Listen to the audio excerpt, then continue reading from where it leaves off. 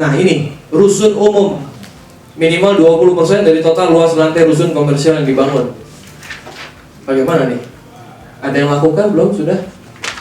Pengembang? Ada yang sudah lakukan belum? 20% dari total luas lantai rusun komersial yang dibangun. Rusun komersial yang dibangun itu tadi rusun yang dibangun untuk memperoleh keuntungan. Nah, seperti misalnya proyek-proyek superblok. Proyek-proyek superblok tidak semuanya dia jual. Kadang-kadang office dia nggak jual, ya kan? Atau mall dia nggak jual, tapi di atas mall ada apartemen. Sekarang pertanyaannya, luas lantai rusun komersial yang dibangun itu menghitung yang mana? Menghitung yang dijual atau menghitung total luas bangunan? Nah ini yang masih rancu nih. Total kalau baca ini sih harusnya semuanya ya.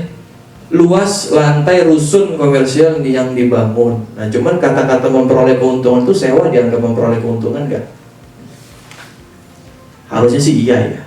Nah kalau itu yang ditafsirkan ada satu building itu, lalu 20% dari satu building itu kan besar artinya. Saya pernah tanya sama orang dinas perumahan, itu udah dilakukan belum sih? Ada pengembang yang udah lakukan belum? Belum ada Pak. Nah tapi yang membangun di atas tanah kita sudah ada beberapa, masih ongoing gitu. Ada ya 1-2 kalau nggak salah gitu. Nah, tapi belum ada nih. Makanya kan waktu itu rame sempat pelaporan kepada jaksa tuh, dipanggilin tuh semua developer besar semua kena tuh masuk.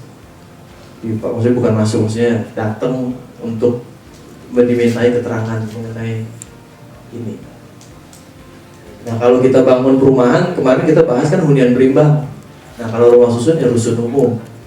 Belum, ini juga konflikting dengan DKI Jakarta punya peraturan. Dari dulu kan sebetulnya DKI Jakarta sudah juga punya peraturan yang serupa, tapi bedanya kalau DKI Jakarta boleh dikonversi menjadi cash, bisa dibayar jadi retribusi, nggak usah bangun, nggak jadi bangun tapi bayar.